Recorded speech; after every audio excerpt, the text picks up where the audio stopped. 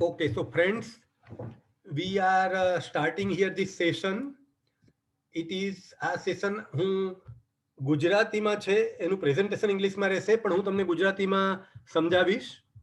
અને કોઈક વખતે વચ્ચે ઇંગ્લિશ જો વધારે આવી જાય તો તમે મને યાદ દેવડાવજો, કારણ કે મને ઇંગ્લિશમાં બોલવાની હેબિટ છે, એટલે વચ્ચે ઇંગ્લિશ આવી જશે અને અમુક શબ્દોનું ગુજરાતી ભાષામાં કોરસ્પોન્ડિંગ શબ્દ પણ નથી હોતા, એટલે થોડું ઇંગ્લિશ વાપરવું પડશે. તો લેટ મી ફર્સ્ટ હું પહેલા જ આનું પ્રેઝન્ટેશન ઓપન કરું અને મારો સ્ક્રીન શેર કરું, જેથી તમને પ્રેઝન્ટેશન દેખાય. સો just 1 minute, share the screen.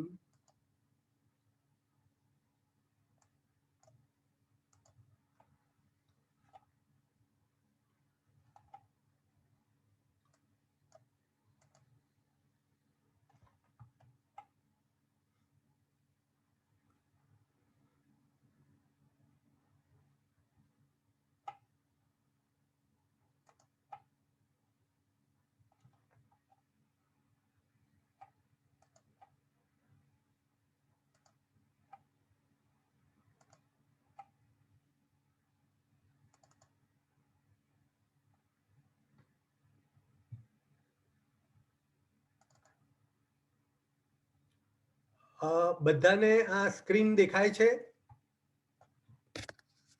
કોઈ અનમ્યુટ કરીને મને જવાબ આપી શકશે? આ સ્ક્રીન તમને દેખાય છે બરોબર કે નહીં? યસ સર, દેખાય છે બરોબર? ઓકે, તો સૌથી પહેલા મારું ઇન્ટ્રોડક્શન. હું સતીશ મહેતા છું, કોસ્ટ એકાઉન્ટન્ટ છું, અને I was working in Atul limited from last 30 years. તેની પહેલા 10 વર્ષ બીજી કંપનીઓમાં કામ કર્યું અને હવે રિટાયર્ડ થઈને I have started working on GST. એ કંપનીમાં ઇન્ફોર્મેશન ટેકનોલોજીમાં મેં લગભગ 15 વર્ષ કામ કર્યું હતું. એને કારણે ઇન્ફોર્મેશન ટેકનોલોજીનું મને નોલેજ છે. અને આ ઈ ઇનવોઇસ માટે સોફ્ટવેર સિલેક્શન, ઈ ઇનવોઇસ માટે સોફ્ટવેર વાપરવાની જરૂર પડશે, તો એના સોફ્ટવેર સિલેક્શન માટે પણ હું ગાઈડ કરીશ, કારણ કે મને એ સોફ્ટવેર પર વર્ક કરવાનો અનુભવ છે. અને આ મેં તમને ફોન નંબર અહીંયા આપ્યો છે 9825231592.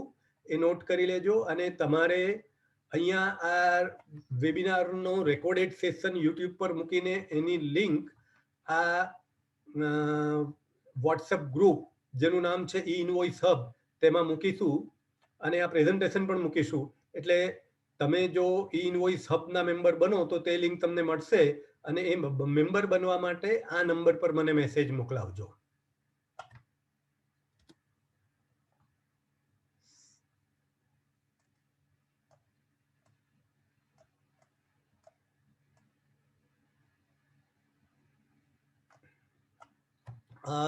ઈ ઇનવોઇસ જ્યાં 500 કરોડ રૂપિયા ટર્નઓવર છે તેવી ઇન્ડસ્ટ્રીમાં ઓલરેડી 1 ઓક્ટોબરથી કમ્પલસરી લાગુ થઈ ગયું છે. અને હવે એ ગવર્મેન્ટના કહેવા પ્રમાણે સક્સેસફુલી વર્ક કરી રહ્યું છે. ઓલ્ધો થોડી ડિફિકલ્ટી હશે લોકોને, પણ ચાલે છે. હવે એ જ્યાં 100 થી 500 કરોડ ટર્નઓવર છે એવી કંપનીઓને 1 જાન્યુઆરી 2021 થી એપ્લિકેબલ થશે. અને એમાં બિઝનેસ ટુ બિઝનેસ જે કંઈ ઇનવોઇસ છે તે ઈ ઇનવોઇસમાં બનાવવાના રહેશે. અને બિઝનેસ ટુ બિઝનેસ મીન્સ આપણા કસ્ટમર પાસે પણ જો જીએસટીઆઈએન નંબર હોય તો એ બિઝનેસ ટુ બિઝનેસ ટ્રાન્ઝેક્શન કહેવાય. જો કસ્ટમર પાસે જીએસટીઆઈએન નંબર ન હોય તો એ business to customer or consumer transaction કહેવાય. તેમાં ઇનવોઇસ બનાવવાની જરૂર નથી. પછી એક્સપોર્ટ માટે પણ ઇનવોઇસ બનાવવાના રહેશે. અને later on it will be extended. એ બધા જ ટેક્સ પેયરને 1 એપ્રિલ 2021થી ગવર્મેન્ટ એક્સટેન્ડ કરવાનું સજેસ્ટ કરી રહી છે. એને માટે હજુ નોટિફિકેશન નથી આવ્યું, એટલે કદાચ એમાં લંબાવવાની શક્યતા છે. પણ આ 100 કરોડ ટર્નઓવર માટે જે 1 જાન્યુઆરી 2021નું નોટિફિકેશન ઓલરેડી આવી ગયું છે, એટલે મોટે ભાગે એવું લાગે છે કે 1 જાન્યુઆરીથી ઇમ્પ્લિમેન્ટ થશે, ફર્ધર એક્સટેન્શન નહીં આપે. આ ઓક્ટોબરનું જે ઇમ્પ્લિમેન્ટેશન હતું 500 કરોડ માટે, તેને માટે પણ ઘણા લોકો આશા રાખીને બેઠા હતા કે કોવિડને કારણે એક્સટેન્શન આપશે, પણ એમાં પણ એક્સટેન્શન નહીં આપ્યું. એટલે એવું લાગે છે કે ગવર્મેન્ટ 100 કરોડના ઇમ્પ્લિમેન્ટેશન માટે પણ એક્સટેન્શન નહીં આપે. આ એનું નોટિફિકેશન છે. જેમને લીગલ પોઈન્ટ ઓફ વ્યૂથી સ્ટડી કરવી હોય તો આ નોટિફિકેશન નંબર 88/2020 ની સ્ટડી કરી શકે છે.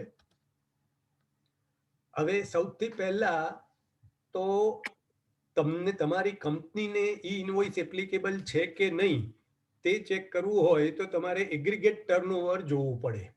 એ એગ્રીગેટ ટર્નઓવરમાં શું શું આવે?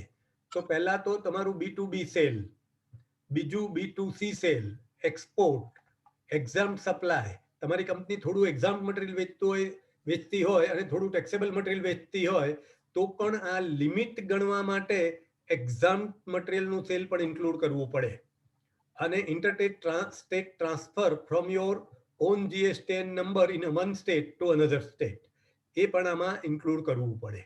એ બધાનું ટોટલ, અને તમારા એક પેન માટે એક કરતાં વધારે GSTN હોય તો તે બધાનું ટર્નઓવર ટોટલ કરો તે એગ્રીગેટ ટર્નઓવર કહેવાય. અને એમાં ઇનવર્ડ સપ્લાય RCM નું હોય તે નહીં ગણવાનું. અને એ લિમિટ જો 500 કરતાં વધારે હોય તો, અને એ લિમિટ 3 વર્ષમાં જોવાની, 2017-18, 18-19 ને 19-20. એક પણ વર્ષમાં 500 કરોડ કરતાં વધારે હોય તો એ ઇનવોઇસ ઓલરેડી એપ્લિકેબલ છે, અને 100 કરોડ કરતાં વધારે થશે તો it will B applicable from 1 જાન્યુઆરી 2021. એક્ઝામ્પશન, અમુક ઇન્ડસ્ટ્રીની એક્ઝામ્પશન છે. SEZ, insurance and banking company, GTA, passenger transportation અને મલ્ટીપ્લેક્સ સિનેમા. આ કોને, કઈ ટ્રાન્ઝેક્શનને એપ્લિકેબલ છે? તો એ B2B સેલ જે મેં તમને પહેલા એક્સપ્લેન કર્યું છે તેને એપ્લિકેબલ છે, એક્સપોર્ટને એપ્લિકેબલ છે. અને ડોક્યુમેન્ટ વાઇઝ જોવા જઈએ તો ઇનવોઇસ, ડેબિટ નોટ અને ક્રેડિટ નોટ, આ 3 ડોક્યુમેન્ટ ઈ ઇનવોઇસના ની જે મેથડ છે તે મેથડ પ્રમાણે બનાવવા પડે. બાકીના ડોક્યુમેન્ટને તે એપ્લિકેબલ નથી. How to prepare invoice?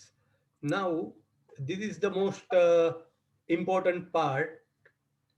આ ઈ ઇનવોઇસ જે છે તે બનાવવા માટે ગવર્મેન્ટે સોફ્ટવેર આપ્યું નથી. ઇનવોઇસ આપણે જાતે બનાવવાનું છે. અને એ જે રીતે બનાવવાનું છે તેને માટે ગવર્મેન્ટે સ્કીમામાં મેન્શન કરેલું છે કે કયા કયા ફિલ્ડ હોવા જોઈએ, એની ઉપર શું વેલિડેશન છે, શું સાચી વેલ્યુ કઈ રીતે એમાં હોવી જોઈએ, કઈ રીતે લોકો ચેક કરશે, તે પ્રમાણે બિલ બનાવવાનું ઓર ઇનવોઇસ બનાવવાનું. એ બની જાય એટલે એને JSON ફાઇલ ટાઈપમાં કન્વર્ટ કરવાનું. એ કન્વર્ટ કરવા માટે ગવર્મેન્ટે ફેસિલિટી આપી છે. તે હું તમને આમાં હું આઈ શો યુ લિટલ લેટર, અને પાર્ટ 2માં વધારે ડિટેલમાં આ સ્ટડી કરીશું.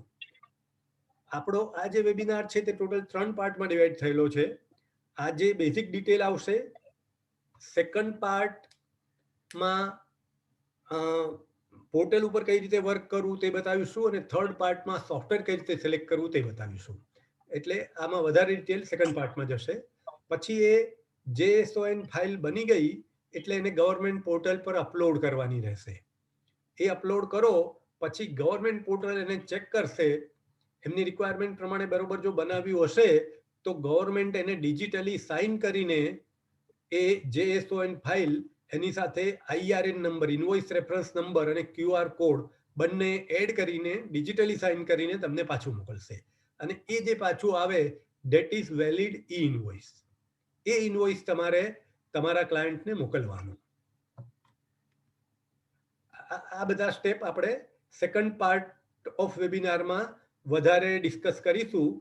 તો તમે સેકન્ડ પાર્ટ પણ જો એ તમારે સમજવું હોય તો you should join that part. હવે આ ઈ ઇનવોઇસ બની ગયું, તેને તમે જે JSON ફાઇલના ફોર્મેટમાં આવ્યું તે ફોર્મેટ આપણને વાંચવા માટે અનુકૂળ નહીં પડે. So we would like to convert it to PDF file.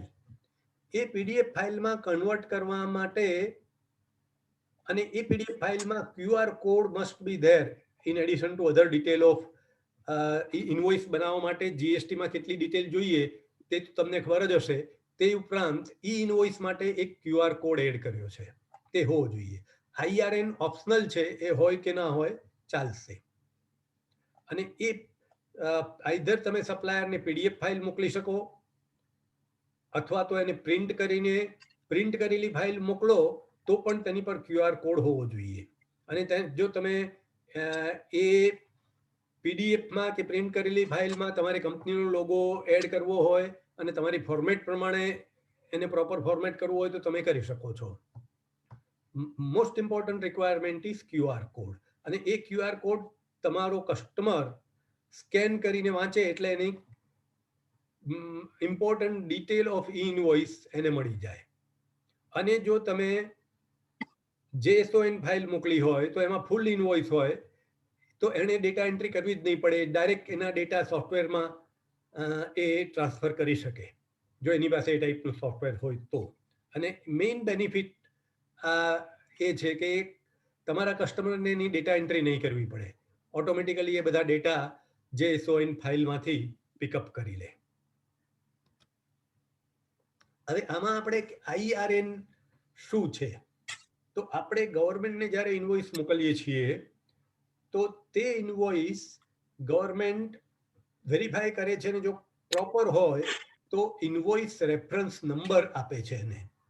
A number સાથે આપણને પાછું મોકલે છે. હવે એ નંબર અહીંયા આ સેમ્પલ બતાવેલું છે, it is machine to machine, બીજું કમ્પ્યુટર વાંચી શકે તેવા ફોર્મેટમાં છે. આપણે આટલો લાંબો નંબર વાંચીને ડેટા એન્ટ્રી નહીં કરી શકીએ, એટલે એ આપણે ડેટા એન્ટ્રી કરવા માટે કામનો નથી. પણ ગવર્મેન્ટ એની સાથે QR કોડ પણ આપે છે, તે આપણે નેક્સ્ટમાં જોઈએ. આ IRN-માં કઈ ઇન્ફોર્મેશન હોય છે? તો સપ્લાયરનો GSTIN નંબર હોય, યર ઓફ ઇનવોઇસ હોય, ઇનવોઇસ ટાઈપ એટલે કે ઇનવોઇસ છે કે ડેબિટ નોટ છે કે ક્રેડિટ નોટ છે, ડોક્યુમેન્ટ ટાઈપ તે હોય છે અંદર. અને તમે જે ડોક્યુમેન્ટ નંબર આપ્યો તે, આટલી 4 વસ્તુઓ એમાં ઇન્ક્લુડ કરેલી હોય છે IRN નંબર. તેના પરથી ગવર્મેન્ટ IRN નંબર ઓર ઇનવોઇસ રેફરન્સ નંબર બનાવે છે. QR code. હવે જે QR કોડ છે તે બીજી એક ઇન્ફોર્મેશન છે જે તમારા ઇનવોઇસ પર હોવું જ જોઈએ. એ ઇનવોઇસ તમે મોકલો તો એ QR કોડમાં ગવર્મેન્ટ આટલી ઇન્ફોર્મેશન ઇન્ક્લુડ કરે છે. તો તમારો GSTIN નંબર એટલે કે સપ્લાયરનો GSTIN નંબર, રિસિપિયન્ટનો એટલે કે તમારા કસ્ટમરનો GSTIN નંબર, ઇનવોઇસ નંબર, તમે જે ઇનવોઇસ નંબર આપો તે, date of generation of invoice, invoice value, total value કેટલી છે, અને gross value as well as taxable value બંને, નંબર ઓફ લાઇન આઇટમ, આ ઇનવોઇસમાં કેટલી લાઈનો છે, product line, HSN code of main item, કોઈ જે સૌથી વધારે વેલ્યુ વાળી આઇટમ હોય તેવી એક આઇટમનો આઇટમ કોડ અહીંયા આપવાનો છે. યુનિક ઇનવોઇસ રેફરન્સ નંબર જે આપણે પહેલા ડિસ્કસ કર્યો તે IRN કોડ પણ આમાં ઇન્ક્લુડેડ છે. એટલે આ QRN કોડમાં આટલી ઇન્ફોર્મેશન ઇન્ક્લુડ કરીને ગવર્મેન્ટ QR કોડ બનાવે છે. ઇટ લુક્સ લાઈક ધીસ, આના જેવો આ દેખાય છે. પણ આમાં આપણે કંઈ નહીં કરી શકીએ, પણ સ્કેન કરે, મોબાઈલ ફોનથી આપણે સ્કેન કરીએ તો એમાં આપણને જે પ્રીવિયસ મેં ઇન્ફોર્મેશન બતાવી એટલી ઇન્ફોર્મેશન આવી જાય આપણા મોબાઈલ ફોનમાં.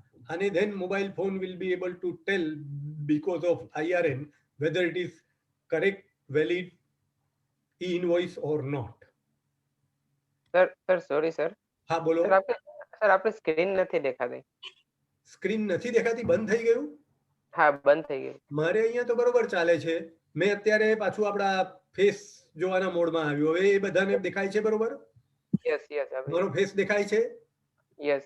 હવે હું let me go back again to share screen. હા હવે દેખાય છે બરોબર? યસ યસ હવે દેખાય છે. આ સ્લાઇડ નું નામ છે what is implication. Let me go back. Yes yes. આ QR કોડ ની આપણે વાત કરતા હતા. ઓકે સર હવે દેખાય છે. ઓકે, તો હવે what is the implication now? E invoice શું છે, કઈ રીતે એને બનાવવું તે બ્રીફમાં મેં સમજાવ્યું. હવે એને કારણે શું ફેર પડે? તો સૌથી પહેલા e-invoice has to be uploaded to government portal before dispatch of goods. આપણે માલ મોકલીએ તે પહેલા આ ઇનવોઇસ ગવર્મેન્ટ પોર્ટલ પર મોકલવું પડે અને ગવર્મેન્ટ પોર્ટલ પર મોકલ્યા પછી એ આપણને IRN કોડ અને QR કોડ અને IRN મોકલે વેરીફાઈ કરીને પછી ત્યાર પછી જ આપણે ઈ-વે બિલ બનાવી શકીએ અને ત્યાર પછી જ મટીરિયલ કસ્ટમરને મોકલાવી શકીએ અને ઇનવોઇસ કસ્ટમરને મોકલાવી શકીએ. એટલે અત્યાર સુધી જે આપણે ઓર્ડિનરી ઇનવોઇસ બનાવતા હતા એ બધા ઇનવોઇસની ડિટેલ મહિનાના એન્ડમાં જીએસટી કન્સલ્ટન્ટને આપણે મોટાભાગના લોકો મોકલી આપતા હતા અને જીએસટી કન્સલ્ટન્ટ ફાઇલ કરતા હતા અથવા મોટી કંપની હોય તો જાતે મહિનાના એન્ડમાં ફાઇલ કરતા હતા. તેને બદલે હવે ડિસ્પેચ કરતા પહેલા ઈ ઇનવોઇસ ગવર્મેન્ટ પોર્ટલમાં મોકલવું પડશે. That is very big implication. અને એ કરવા માટે જો મોટી કંપનીઓમાં તો ઘણા બધા ઇનવોઇસ એક દિવસમાં બનતા હોય તો જો એ ગવર્મેન્ટ પોર્ટલમાં મોકલવા માટે આપણી પાસે પ્રોપર સોફ્ટવેર ના હોય તો એ ગવર્મેન્ટ પોર્ટલ મોકલવામાં જો ડિલે થાય તો આપણું ડિસ્પેચ પણ અટકી પડે. અત્યાર સુધી જીએસટીમાં એવું હતું કે તમે મંથ એન્ડમાં રિટર્ન ભરો બહુ તો થોડી પેનલ્ટી લાગે પણ તમારું ડિસ્પેચ એને કારણે અટકતું નહોતું. હવે જો તમે ઈ ઇનવોઇસ નહીં બનાવી શકો તો તમારું ડિસ્પેચ અટકશે. એટલે you have to be very careful. તમારી પાસે પ્રોપર સોફ્ટવેર હોવું જોઈએ જેથી તમે ઝડપથી અને વ્યવસ્થિત રીતે ઇનવોઇસ બનાવી શકો, એમાં કોઈ મિસ્ટેકો ના થાય. અધરવાઇઝ તમારા ડિસ્પેચમાં પ્રોબ્લેમ આવશે. અને જો તમે ERP કે ઇન્વોઇસિંગ કે એકાઉન્ટિંગ સોફ્ટવેર ઓલરેડી કંઈ વાપરતા હો તો એ સોફ્ટવેરમાં ઈ ઇનવોઇસિંગ કરી શકાય તેવી ફેસિલિટી તમારે લાવવી પડશે. સોફ્ટવેરના સપ્લાયર સાથે વાત કરી લેવાની, એમાં એ આપે છે કે નથી આપતા. નહીં આપતા હોય તો બીજું કોઈ સોફ્ટવેર તમારે પરચેસ કરવું પડે અને એ કેસમાં એ બંને સોફ્ટવેરમાં ડબલ ડેટા એન્ટ્રી થશે કે બંને એકબીજા સાથે ઇન્ટિગ્રેટ કરી શકાશે જેથી ડુપ્લિકેટ ડેટા એન્ટ્રી નહીં કરવી પડે તે તમારે ચેક કરી લેવું પડે.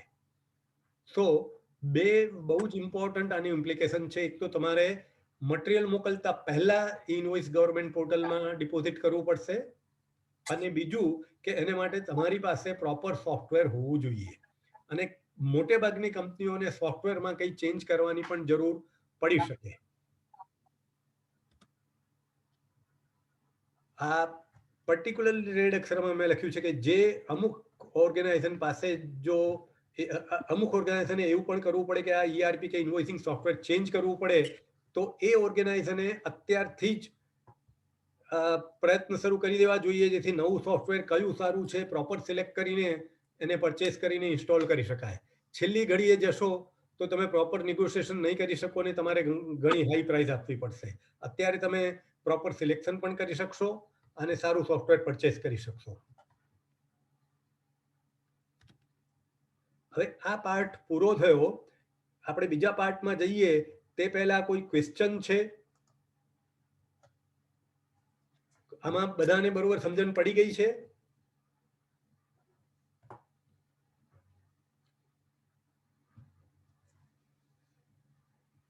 કોઈને કઈ ક્વેશ્ચન પૂછવું છે કે હું આગળ વધું? હું ગુજરાતી ઇંગ્લિશ મિક્સ કરું છું તો બધાને સમજણ પડે છે ને? કોઈનો જવાબ નથી મળતો. તમારે માઇક્રોફોન ઇનેબલ કરીને પછી બોલવાનું રહેશે તો જ મને સંભળાશે. તમારા સ્ક્રીન પર લેફ્ટ હેન્ડ સાઈડમાં ડાબી બાજુએ નીચે માઇક્રોફોનનું સિમ્બોલ હશે, તેની પર ક્લિક કરશો તો એ ઇનેબલ થશે. ફરી ક્લિક કરશો તો પાછું ડિસેબલ થશે. એ ઇનેબલ કરીને પછી તમે બોલશો તો મને સંભળાશે, બધાને સંભળાશે. કોઈનો કોઈ ક્વેશ્ચન છે? નથી. ચાલો હું આગળ વધું છું. પણ તમારો કોઈનો પણ ક્વેશ્ચન હોય તો મને તમે ચાલુ વેબિનારમાં પણ પૂછી શકશો. મને અટકાવીને પૂછજો. ચાલો ફરી હું સ્ક્રીન શેર કરીને આગળ વધું છું. હવે આપણે પાર્ટ 2માં જઈએ છીએ, impact of e invoice on recipient. અને આ પાર્ટ જે છે તે બધા લોકોને એપ્લિકેબલ છે. વેધર તમે 100 કરોડની ઉપર તમારું ટર્નઓવર છે કે નહીં. એટલે એમાં બે વસ્તુ દરેકે ચેક કરવાની રહેશે. તમે જ્યારે તમને માલ મળે ત્યારે તમારે બે વસ્તુ ચેક કરવી પડે. એક તો તમને માલ જે મોકલ્યો હોય તે પાર્ટીને ઈ ઇનવોઇસ એપ્લિકેબલ છે કે નહીં તે ચેક તમારે કરવું પડે. એને જો ઈ ઇનવોઇસ એપ્લિકેબલ હોય અને એણે ઈ ઇનવોઇસ બનાવીને ન મોકલ્યું હોય, ઓર્ડિનરી ટેક્સ ઇનવોઇસ મોકલ્યું હોય, તો એ ટેક્સ ઇનવોઇસ વેલિડ નહીં ગણાશે.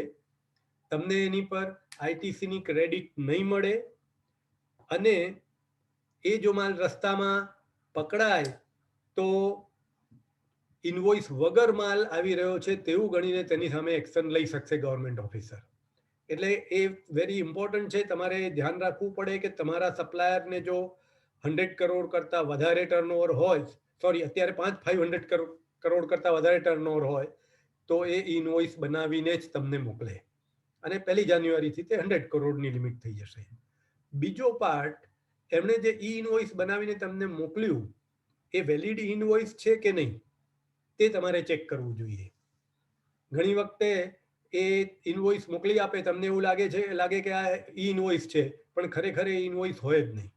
તો એ બે વસ્તુ કઈ રીતે ચેક કરવી તે આ પાર્ટમાં આપણે બતાવીશું. અને તેને માટે આ આપણી પોર્ટલનું email address, sorry website address અહીંયા મેં આપ્યું છે. તમે ગ્રુપના મેમ્બર બનશો તો એમાં હું પ્રેઝન્ટેશન શેર કરીશ, તેમાંથી તમને આ વેબસાઇટનું એડ્રેસ મળશે. તે website, let me show that website.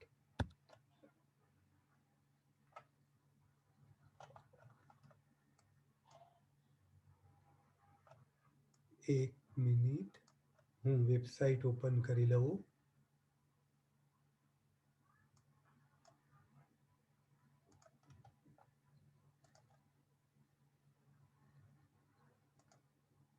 હા, આ ઈ ઇનવોઇસ પોર્ટલ છે. આનું એડ્રેસ તમે જુઓ, einvoice1.gst.gov.in.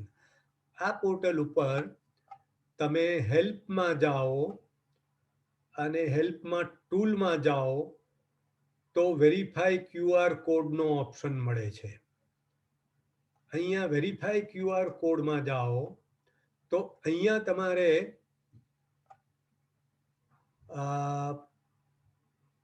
એપ્લિકેશન ડાઉનલોડ કરી શકો છો. અહીંયા તમે તમારો મોબાઈલ નંબર એન્ટર કરો અને મોબાઈલ નંબર પર ઓટીપી આવે, તે ઓટીપી એન્ટર કરો અને પછી સબમિટ પર ક્લિક કરો તો તમને એ એન્ડ્રોઈડ બેઝ મોબાઈલ ફોન હોય કે iOS Apple base mobile phone હોય તે અહીંયા સિલેક્ટ કરવાનું. તમારા મોબાઈલ ફોન ઉપર એ એપ્લિકેશન ડાઉનલોડ થશે અને એ એપ્લિકેશનથી તમે QR કોડ વાળું ઇનવોઇસ હોય તો એના QR કોડને સ્કેન કરી શકશો અને સ્કેન કર્યા પછી એ એપ્લિકેશન તમને બતાવશે વેધર એ ઇનવોઇસ છે તે સાચું ઇનવોઇસ છે કે કેમ. આપણે બીજા પાર્ટમાં જઈએ. વેધર એ સપ્લાયર જે છે તમારો તેને ઈ ઇનવોઇસ એપ્લિકેબલ છે કે નહીં તે જો વેરીફાઈ કરવું હોય તો again we are going here. આમાં લેટ્સ ગો ટુ હેલ્પમાં. એક મિનિટ, વિડીયો ડોક્યુમેન્ટ.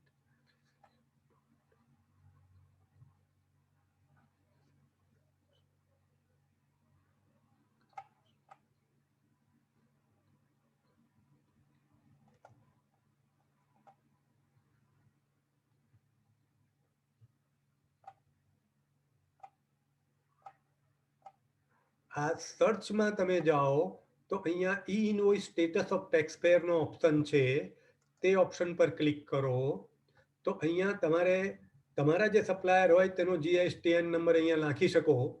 એ નાખીને આ જે કેપ્ચા છે તે કેપ્ચા અહીંયા એન્ટર કરો. ફોર એક્ઝામ્પલ 6SSZJ અને તમે ગો પર ક્લિક કરો તો નીચે એ બતાવશે એ GSTN નંબર, તેનું નામ, એ ઈ ઇનવોઇસ ઇનેબલ ટેક્સ પેયર છે કે નહીં તે બતાવશે. એટલે જ્યાં ઈ ઇનવોઇસ એપ્લિકેબલ હોય તેમનું આવા સપ્લાયર પાસેથી તમને ઈ ઇનવોઇસ જ મળવું જોઈએ. આ રીતે તમે ચેક કરી શકો વેધર સપ્લાયરને ઈ ઇનવોઇસ એપ્લિકેબલ છે કે નહીં. આપણે હવે પાછા આપણા પ્રેઝન્ટેશન પર જઈએ.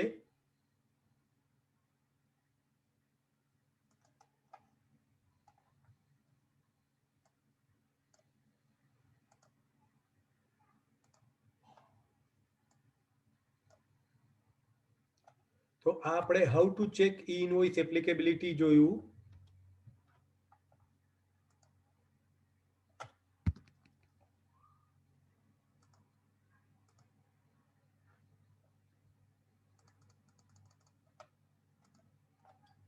How to check validity of e-invoice via website.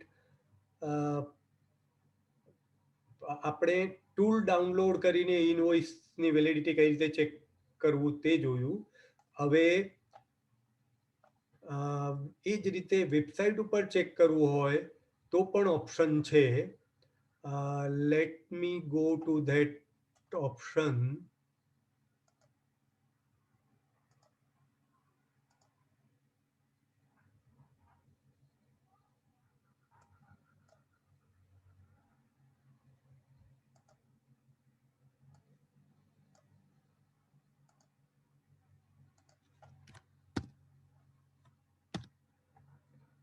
આ વેબસાઇટ ઉપર વેરીફાઈ સાઇન ઇનવોઇસ નામનું પેજ આપે છે. એમાં અહીં તમે અપલોડ JSON ફાઇલનો જે ઓપ્શન છે ત્યાં બ્રાઉઝ ઉપર ક્લિક કરો તો તમારા પીસી પર કયા ફોલ્ડરમાં ઈ ઇનવોઇસ મૂક્યું છે તે સિલેક્ટ કરવાનો અહીંયા ઓપ્શન આપે છે. તમે ફોલ્ડર સિલેક્ટ કરી લો અને એ ફોલ્ડરમાંથી ઇનવોઇસની ફાઇલ સિલેક્ટ કરી લો. એટલે ત્યાર પછી તમે સબમિટ પર ક્લિક કરો તો એ ઇનવોઇસ વેધર વેલિડ ઇનવોઇસ છે કે નહીં તે તમને બતાવશે. એટલે આ રીતે પણ તમે, અને આ ફાઇલ ઉપર જવું હોય તો વેરીફાઈ સાઇન ઇનવોઇસ કયા ઓપ્શનમાં છે તે લેટ મી શો યુ. આ એની ઓરિજિનલ વેબસાઇટ. આમાં જસ્ટ વેરીફાઈ સાઇન ઇનવોઇસ આ ઓપ્શન અહીંયા છે. એટલે તમારે આ રીતે વેરીફાઈ કરવું હોય તો સર્ચમાં જઈને verify sign invoice option select કરવાનો. એટલે આ રીતે તમે પોર્ટલ ઉપર તમને જે ઇનવોઇસ મળ્યા તેને વેલિડ ઇનવોઇસ છે કે નહીં અને તમારો જે સપ્લાયર છે તેને ઇનવોઇસ એપ્લિકેબલ છે કે નહીં આ બે વસ્તુ ચેક કરી શકશો.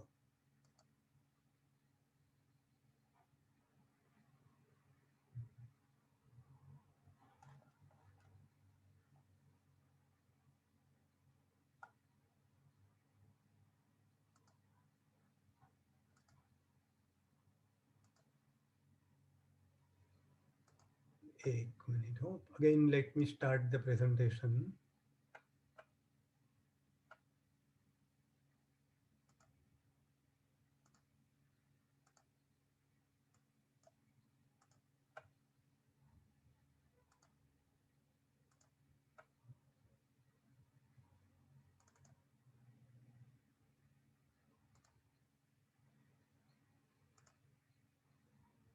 આ આપણે જોઈ લીધું. હવે આ સેકન્ડ પાર્ટ પણ પૂરો થઈ ગયો. Before we go to third part, software implication which we'll cover in brief only today. Further detail આની સેપરેટ સેશન આપણે થર્ડ પાર્ટનું કરીશું ત્યારે કવર કરીશું. તો તે પહેલા બીજા કોઈ ક્વેશ્ચન છે તમારા?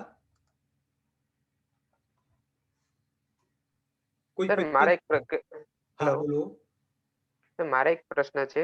હા, કંપનીમાં છે ઘણા બધા ઇનવોઇસો મને આવતા હોય ઇનવર્ડના પરચેસના. તો હાઉ ટુ ચેક કે કોને લાગુ પડે કે ન પડે, હું કેવી રીતે ચેક કરું છું મલ્ટિપલ ઇનવોઇસ? ઓકે, અહીંયા ગવર્મેન્ટે અત્યારે મલ્ટિપલ ઇનવોઇસને એકી સાથે ચેક કરવાની ફેસિલિટી નથી આપી. એટલે બધા ઇનવોઇસીસ તમે ચેક નહીં કરી શકો, અથવા તો કરો તો એટલો વધારે ટાઈમ જોઈએ. પણ એટલીસ્ટ તમે એક વસ્તુ ચેક કરો, તમારા જે મોટા મોટા સપ્લાયર છે એને ઈ ઇનવોઇસ એપ્લિકેબલ છે કે નહીં એટલું ચેક કરી લો. અને પછી એ જે ઇનવોઇસ મોકલે એ પહેલા તો QR કોડ છે કે નહીં તે જુઓ. QR કોડ નથી મીન્સ ઈ ઇનવોઇસ નથી દે. અને એમને કહો કે આ વેલિડ ઇનવોઇસ નથી, QR કોડ જ આની પર નથી, અમને વેલિડ ઇનવોઇસ આપો. જો QR કોડ હોય તો તમે સેમ્પલ બેસિસ પર અમુક ઇનવોઇસ ચેક કરો અને whether they are valid or not you can tell the party કે આ વેલિડ નથી, જો એકાદ એમાં ઇનવેલિડ નીકળે તો. કારણ કે એ પાર્ટી જો વેલિડ ઇનવોઇસ મોકલતી હશે તો બધા ઇનવોઇસ એના મોટે ભાગે વેલિડ આવશે. એટલે જો બધા ઇનવોઇસ ચેક કરવાની શક્યતા ન હોય તો અમુક 2-4 ઇનવોઇસ એના ચેક કરો એટલે ખબર પડી જશે પાર્ટી વેલિડ ઇનવોઇસ મોકલે છે કે નહીં. અને પાર્ટી ચેક કરી લો, મોટા ભાગની જે લાર્જ વેલ્યુ વાળી મટીરિયલ જે પાર્ટી પાસેથી પરચેસ કરતા હો તે બધી પાર્ટીને ચેક કરી લો વેધર એમને ઇનવોઇસ એપ્લિકેબલ છે કે નહીં. ઓકે સર, કદાચ એ ઇનવોઇસ મારી પાસે હાર્ડ કોપી ન હોય અને સોફ્ટ કોપીમાં મળે તો હું આઈટીસી લઈ શકું કે તેની જરૂર પડશે હાર્ડ કોપીની compulsory ITC? Hard copy compulsory નથી. ઇનફેક્ટ સોફ્ટ કોપી હોય તો વધારે સારું. સોફ્ટ કોપી ઉપર ગવર્મેન્ટ સિગ્નેચર હોય છે. So soft copy also there is આ જે આપણે વેરીફાઈ કરવાની વાત કરી ને એમાં સોફ્ટ કોપી પણ વેરીફાઈ કરી શકાય. હાર્ડ કોપી હોય તો એને સ્કેન કરવી પડે QR કોડને. સોફ્ટ કોપી હોય તો એ સોફ્ટ કોપીની ફાઇલ જ આપો એટલે એમાં આખું ઇનવોઇસ વેરીફાઈ થઈ જાય. કદાચ મને હાર્ડ કોપી જ આપે છે અને સોફ્ટ કોપી નથી આપતા તો આઈટીસી વેલિડ થશે કે નહીં? હાર્ડ કોપી ઉપર જો QR કોડ હોય તો એ QR કોડ તમે ચેક કરી શકો. એ જો QR કોડ બતાવે કે ઇનવોઇસ વેલિડ છે તો તમને આઈટીસી મળે. ઓકે. આઈધર હાર્ડ કોપી પણ ચાલે અથવા સોફ્ટ કોપી પણ ચાલે. બેમાંથી ગમે તે એક હોય તો ચાલે, પણ એ વેલિડ હોવું જોઈએ. ઓકે. અને બીજું ગવર્મેન્ટ હવે એ પણ કરે છે કે જેમણે ઈ ઇનવોઇસ ફાઇલ કર્યા છે તે બધાને એમની GSTR 1 માં એન્ટ્રી ઓટોમેટિક આપી દે છે અને એમના રિસિપિયન્ટને GSTR 2A અને 2B માં ઓટોમેટિક એન્ટ્રી આપી દે છે. સર, હજુ એ એપ્લિકેબલ નથી થયું ને? હજુ એ વર્કિંગ કરતું નથી થયું, પણ વેરી શોર્ટલી એ વર્કિંગ કરતું થઈ જશે.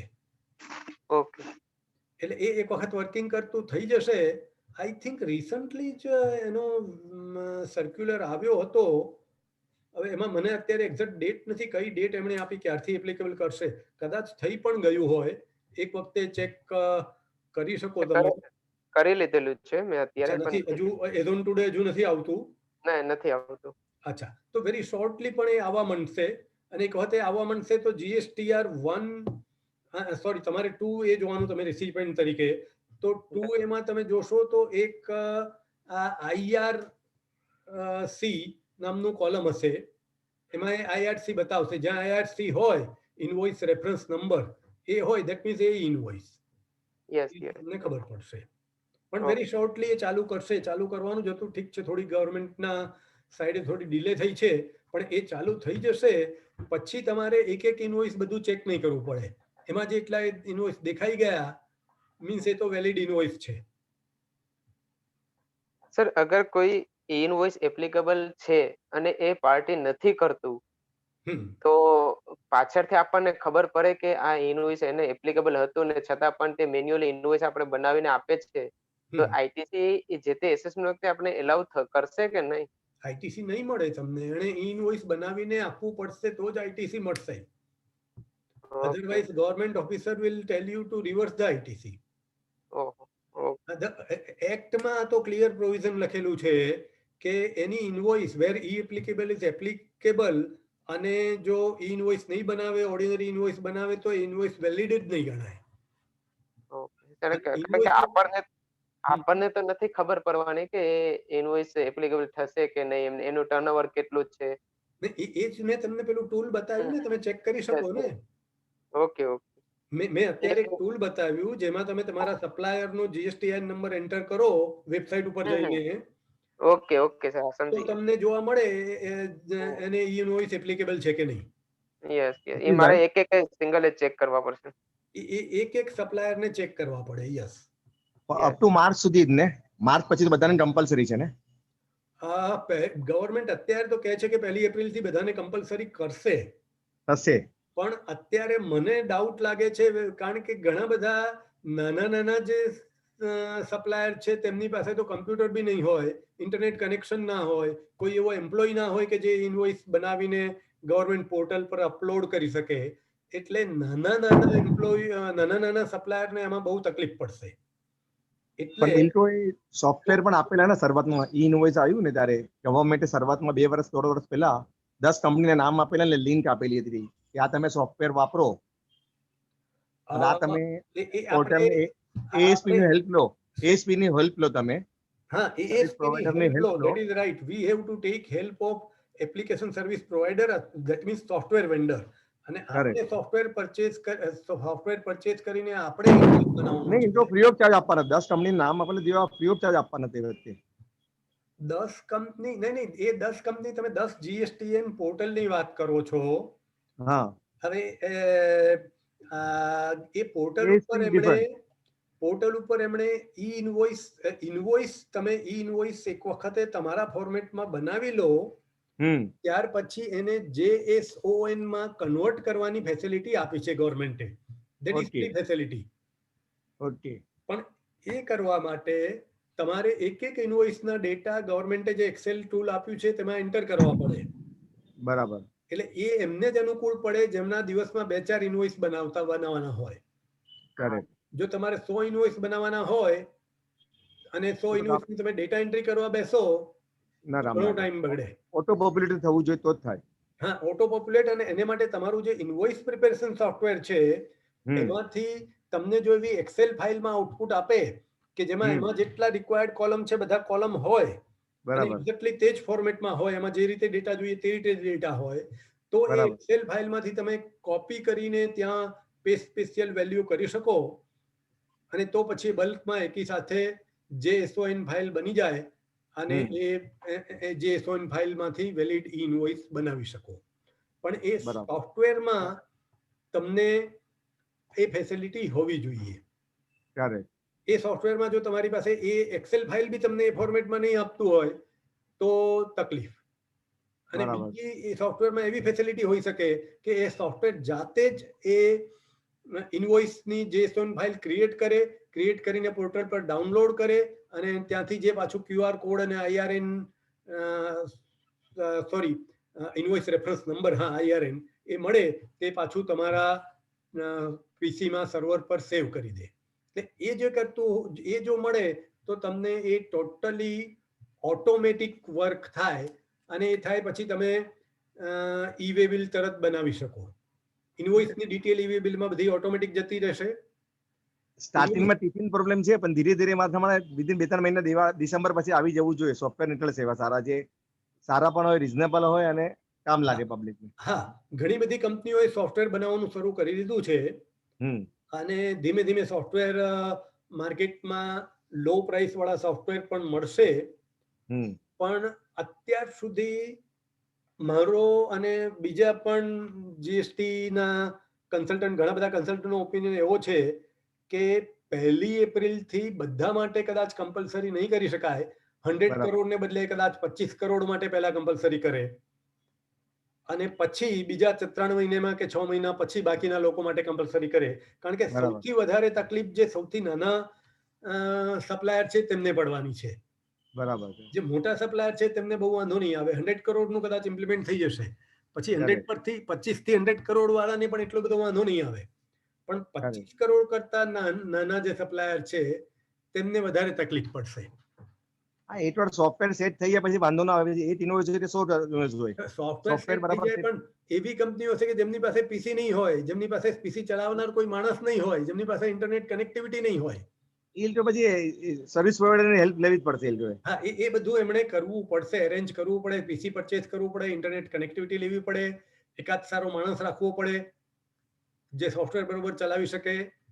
એવું બધું કરતા થોડો ટાઈમ લાગશે. થશે તો ખરું, પણ થોડો ટાઈમ લાગશે. એને કારણે મને એવું લાગે છે કે 1 એપ્રિલથી બધા માટે કમ્પલસરી નહીં થાય. કદાચ 100 કરોડની લિમિટ એ લોકો 25 કરોડ પર લઈ જાય કે 10 કરોડ પર લઈ જાય, પણ બીજા 2-4 મહિના 6 મહિનામાં થઈ જાય. બરાબર છે. હા, પછી બીજા 6 મહિના પછી એને કદાચ એક્સટેન્ડ કરશે. એ રીતે થશે, પણ અલ્ટિમેટલી થશે ખરું આ.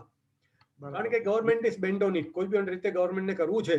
કારણ કે એક બીજો સૌથી મોટો એડવાન્ટેજ આનો આ છે કે ફ્રોડ કરવું આમાં પોસિબલ નથી. અત્યારે ઘણા બધા એવા ફ્રોડના કેસો પકડાઈ રહ્યા છે. ઇનફેક્ટ આજે જ એક ગવર્મેન્ટની મીટિંગ એમણે શેડ્યુલ કરી હતી to discuss about vote to do with those fraud cases. અને તમે ન્યૂઝ વાંચતા હશો છેલ્લા થોડા દિવસમાં તેમણે ઘણા બધા લોકોને એરેસ્ટ પણ કર્યા છે અને ઘણી બધી જગ્યાએ ફ્રોડના સ્કેમ પકડાયા છે. એટલે આ જો ઈ ઇનવોઇસ હોય તો પછી એ ફ્રોડ કરવું બહુ મુશ્કેલ થઈ જશે અને એને કારણે government is bent on implementing e invoicing. એટલે થશે તો ખરું, થોડુંક મોડું વહેલું થાય એ બની શકે, પણ થશે. જરૂરી છે, આ વસ્તુ જરૂરી છે અને જરૂરી છે. અને એને કારણે એક વખત ઇમ્પ્લિમેન્ટ થયા પછી એની સાથે સાથે લોકોનું સોફ્ટવેર પણ ઘણું સારું સુધરી જશે. Most important benefit according to me, આ એક આપણને ઓપોર્ચ્યુનિટી છે. જ્યારે આપણે આપણું સોફ્ટવેર ચેક કરીએ, જૂનું સોફ્ટવેર હોય, પ્રોપર વર્ક ન કરતું હોય, તો બીજું સારું ERP સોફ્ટવેર લઈ લઈએ તો આપણી કંપનીનું કામ ઘણી સારી રીતે થઈ શકે અને ઘણો ખર્ચો ઓછો થાય. એ આપણે ઇમ્પ્લિમેન્ટ કરવાની એક આપણને આ ઓપોર્ચ્યુનિટી મળી છે. તો એ જો ઓપોર્ચ્યુનિટીનો પ્રોપર ઉપયોગ કરીને આપણે પ્રોપર સોફ્ટવેર વાપરીએ તો ઇનવોઇસિંગનું તો કામ તો થશે જ, પણ તેની સાથે સાથે આપણી એન્ટાયર કંપની ચલાવવાનું કામ ઘણી સારી રીતે થશે. તમે ERP સોફ્ટવેરનું નામ તો સાંભળ્યું હશે. બરાબર. જે કંપનીઓ ERP સોફ્ટવેર વાપરવાનું શરૂ કરે છે તેમનું કંપનીનું મેનેજમેન્ટ ઘણું સુધરી જાય છે. મેં એવી કંપનીમાં કામ કરેલું છે, મોટી કંપનીમાં, અતુલ લિમિટેડમાં, જ્યાં પહેલા ERP નહોતું, પછી અમે ERP ઇમ્પ્લિમેન્ટ કર્યું અને પછી there was a very significant improvement in efficiency of the company and not only that profitability પણ improve થઈ કંપનીમાં. અને મારું એવું માનવું છે કે one of the reason of that is implementation of ERP and honest dealing. જો પાર્ટી ડિસઓનેસ્ટ ડીલિંગ કરતી હોય તો તેને માટે તકલીફ, પણ જે પાર્ટી ઓનેસ્ટ કામ કરે છે તેમને માટે ERP સોફ્ટવેર ઇમ્પ્લિમેન્ટ કરીને એમની એફિશિયન્સી ઘણી સારી વધારી શકાય. સાચી વાત. ઓકે, બીજા કોઈ ક્વેશ્ચન?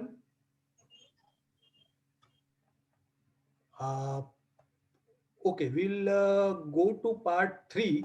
એમાં ક્વિકલી હું લઈશ, પછી વધારે ડિટેલમાં part 3 I am going to cover in sorry, ઇંગ્લિશમાં પાછું બોલું છું, ગુજરાતીમાં કહીએ તો એ પાર્ટ 3 વધારે ડિટેલમાં સેપરેટ સેશનમાં હું કવર કરીશ, પણ અત્યારે શોર્ટમાં તમને બતાવી દઉં છું.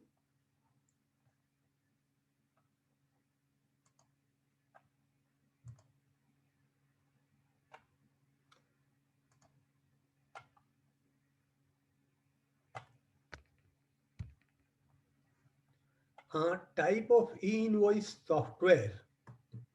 આમાં અત્યારે જે આપણે સોફ્ટવેરમાં વાત કરી એમાં એક એ ટાઈપના સોફ્ટવેર છે જેને API ઇન્ટિગ્રેશન કહે છે. API નું ફૂલ ફોર્મ છે એપ્લિકેશન પ્રોગ્રામિંગ ઇન્ટરફેસ.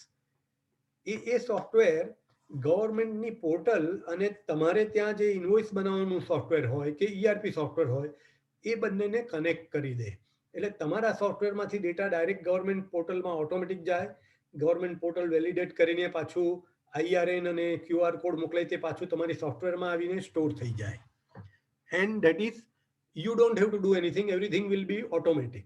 એટલે that is the best way to do. Second way is invoice preparation and uploading plus GST. તમે એવું સોફ્ટવેર, જો આ ઓવરઓલ ERP સોફ્ટવેર તમે ન વાપરતા હો તો તમે ઓનલી ઇનવોઇસ પ્રિપેરેશનનું સોફ્ટવેર લઈ શકો અને એમાં ઈ ઇનવોઇસ મોકલવા માટે એને ગવર્મેન્ટમાં અપલોડ કરવાની ફેસિલિટી હોવી જોઈએ. એની સાથે GST રિટર્ન ફાઇલિંગની ફેસિલિટી બી હોઈ શકે. તો this is a small part of software, it's not a big like ERP.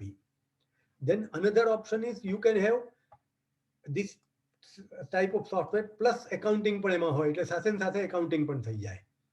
Accounting plus ઇનવોઇસિંગ plus એમાં GST પણ હોઈ શકે. અને ERP ઇન્ટિગ્રેશન, તમારી પાસે ERP હોય તો એ ERP ને ગવર્મેન્ટ પોર્ટલ સાથે ઇન્ટિગ્રેટ કરવા માટે તમે આઈધર API ઇન્ટિગ્રેશનનું સેપરેટ સોફ્ટવેર લઈ શકો અથવા તો એ ERP ના વેન્ડર જ તમને પ્રોવાઈડ કરતા હોય તો તે પણ લઈ શકો. So these are different 4 options. Depending upon what software you are using today, you can select the option. Second part છે from the point of view of location of server and software. A software ક્યાં છે તેના પ્રમાણે એને 2 પાર્ટમાં divide કરી શકાય. તમારી કંપનીમાં સર્વર પર જો સોફ્ટવેર હોય તો એને હોસ્ટેડ સોફ્ટવેર કહે છે, અને જો એ ઇન્ટરનેટ ઉપર સોફ્ટવેર વેન્ડરના સર્વર ઉપર જો સર્વર ઉપર જો સોફ્ટવેર હોય અને ડેટા પણ ત્યાં જ રહેતા હોય તો તેને ક્લાઉડ બેઝ સોફ્ટવેર કહે છે. એટલે તમારે એ સિલેક્ટ કરવું પડે કે આમાંથી કયું સોફ્ટવેર તમારે વાપરવું. હવે ક્લાઉડ બેઝ સોફ્ટવેરનો એક એડવાન્ટેજ એ છે કે તમારે ત્યાં સર્વર પરચેસ નહીં કરવું પડે, આઈટી ડિપાર્ટમેન્ટ નહીં રાખવું પડે, આઈટીના એક્સપર્ટ પર્સનને રિક્રુટ નહીં કરવા પડે. ખાલી એ ક્લાઉડ બેઝ સોફ્ટવેરને તમે એનું મંથલી કે યરલી સબસ્ક્રિપ્શન પે કરીને લોગિન ને પાસવર્ડ લઈ લો. તમારી પાસે એક પીસી હોવું જોઈએ ને ઇન્ટરનેટ કનેક્ટિવિટી હોવી જોઈએ. તેનાથી તમે લોગિન કરીને ત્યાં ઇમિડિયેટ ડેટા એન્ટ્રી વર્ક શરૂ કરી શકો. આ એક પહેલો એડવાન્ટેજ. એટલે તમારો ખર્ચો સર્વર પરચેસ કરવાનો અને મેન્ટેન કરવાનો, એમાં કોઈ બગડે તો સુધારવાનું, તે બધી તકલીફ, એનું બેકઅપ રાખો, તે બધી માથાકૂટ નીકળી જાય અને તમારે સ્ટાફ એની માટે રિક્રુટ નહીં કરવો પડે. એ બધાને કારણે તમારો ખર્ચો ઓછો થઈ જાય અને એની કમ્પેરિઝનમાં તેની ફી બહુ વધારે નથી હોતી. એટલે ધેટ ઇઝ એન એડવાન્ટેજ. બીજો બેનિફિટ કે તમે કોઈ પણ જગ્યાએથી તેને યુઝ કરી શકો. તમારી એક ઓફિસને એક ઓફિસ જુદી જગ્યાએ હોય ને હેડ ઓફિસ જુદી જગ્યાએ હોય તો બંને જગ્યાએથી વાપરી શકો. તમારા એક કરતાં વધારે પ્લાન્ટ હોય, 10 જગ્યાએ પ્લાન્ટ હોય કે 10 જગ્યાએ જુદા વેરહાઉસ હોય તો દરેક જગ્યાએથી તમે ઇનવોઇસ બનાવી શકો અને પ્રિન્ટ કરી શકો. સો અને તમારે એને માટે નેટવર્કિંગ કરવાની જરૂર નહીં પડે. તમે ખાલી ઇન્ટરનેટથી એ તમારા સોફ્ટવેર વેન્ડર સાથે કનેક્ટ કરો અને તમે વર્ક શરૂ કરી શકશો. એટલે જો નવું સોફ્ટવેર તમે લેવાના હો તો ક્લાઉડ બેઝ સોફ્ટવેર વધારે પ્રિફરેબલ. હોસ્ટેડ સોફ્ટવેર મોટે ભાગે જે મોટી કંપનીઓ હોય જે પોતાનું ઈડીપી ડિપાર્ટમેન્ટ કે આઈટી ડિપાર્ટમેન્ટ રાખી શકે તેમને વધારે અનુકૂળ પડે. નાની કંપનીઓને માટે ક્લાઉડ બેઝ સોફ્ટવેર વધારે સારું પડે. Next is check your software status.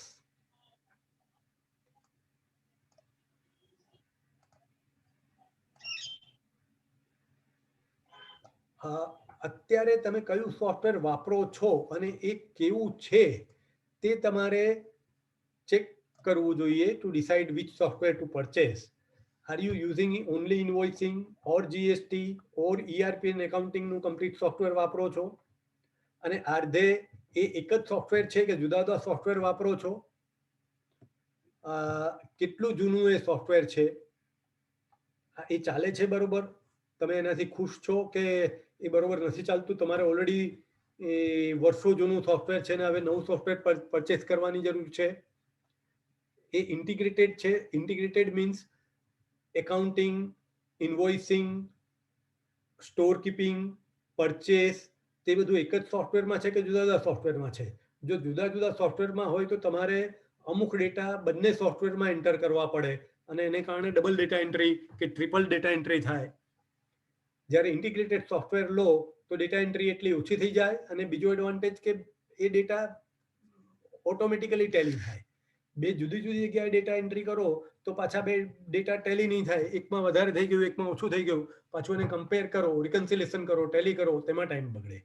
તે બધો ટાઈમ ઇન્ટિગ્રેટેડ સોફ્ટવેરમાં ઓછો થઈ જાય, નીકળી જાય. અને are you already using cloud base software? તમે ક્લાઉડ બેઝ સોફ્ટવેર વાપરો છો? એના અને એ જો વાપરતા ન હોય ને ક્લાઉડ બેઝ સોફ્ટવેરમાં જવું હોય તો આ રાઈટ ટાઈમ છે કે જ્યારે તમે ક્લાઉડ બેઝ સોફ્ટવેર સિલેક્ટ કરી શકો. પર્ટિક્યુલરલી તમારા લોકેશન કેટલા છે? એક કરતાં વધારે લોકેશન પરથી જો તમારે ઇનવોઇસ બનાવવાની કે ઇનવોઇસ જોવાની જરૂર પડતી હોય તો તમે તે પ્રમાણે either cloud base software select કરો કે તે પ્રમાણે તમારું પોતાનું નેટવર્ક બનાવો. નેટવર્ક બનાવવું નોર્મલી મોંઘું પડે એટલે મોટી કંપનીને જ પોસાય. ક્લાઉડ બેઝ સોફ્ટવેર નાની કંપનીને પણ પોસાઈ શકે.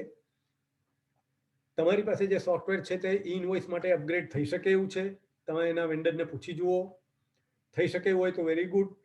નહીં હોય તો બે ઓપ્શન, એક ઇનવોઇસિંગનું જુદું સોફ્ટવેર પરચેસ કરી લો પણ એમાં ડબલ ડેટા એન્ટ્રી થશે, અથવા તો તમે બીજું નવું ERP પેકેજ કે એકાઉન્ટિંગ પેકેજ લઈ લો અને એમાં બધું જ વર્ક કરવાનું શરૂ કરો તો ડુપ્લિકેટ ડેટા એન્ટ્રી એલિમિનેટ થઈ જશે. તો આ બધું વિચારીને તમારે સોફ્ટવેર સિલેક્ટ કરવાનું રહે.